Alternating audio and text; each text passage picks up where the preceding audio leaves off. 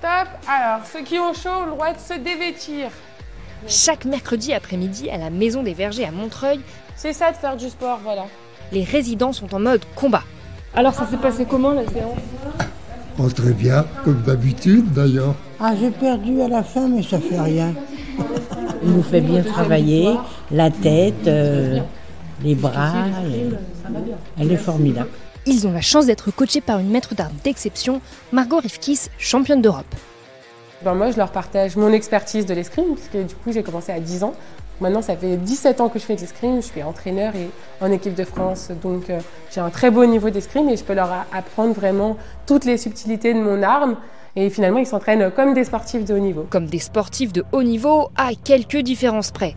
Les athlètes sont sur une chaise et surtout, pas d'inquiétude, ils ne risquent pas de s'embrocher. C'est des kits qui ont été exprès adaptés. Ils sont différents des armes qu'on utilise parce qu'ils sont plus légers.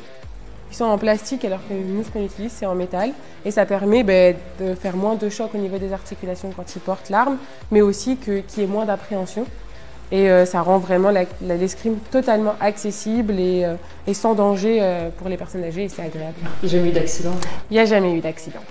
Ah, le pommeau. Pommeau et ensuite La coquille. oui. Mémoire, force, endurance, coordination, réduction du stress et de la solitude. Les exercices ont aussi été adaptés en collaboration avec une équipe de professionnels de santé pour un maximum de bénéfices pour les personnes âgées. Sans oublier le principal, s'amuser. J'en reviens toutes les semaines. C'est une catégorie de personnes qui aiment un peu la compétition, qui aiment le jeu, qui aiment la précision.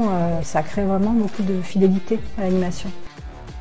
Oh là là là là là là. Les bleus sont trop forts, on n'y peut rien. Un point pour les bleus. Quand vous venez à la séance, vous avez un objectif? Hein, c'est gagné, m'a-t-elle dit. Et c'est vrai? Et c'est vrai. Je suis une joueuse et j'aime bien gagner. Si Margot adore coacher cette équipe de gagnants, ce n'est pas seulement un hobby pour la jeune championne.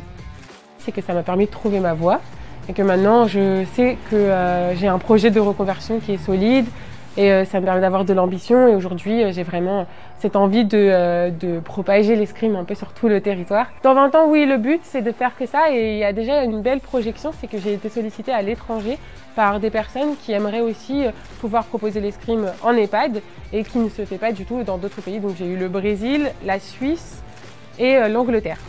Les athlètes de la Maison des Vergers ne seront peut-être pas prêts pour les JO, mais Daniel sent déjà le progrès. Magnifique. Ça s'est bien du premier amélioré coup. parce qu'on prend des réflexes. Je me souviens très bien de toutes les positions de l'épée, du sabre. Daniel attend déjà avec impatience la semaine prochaine.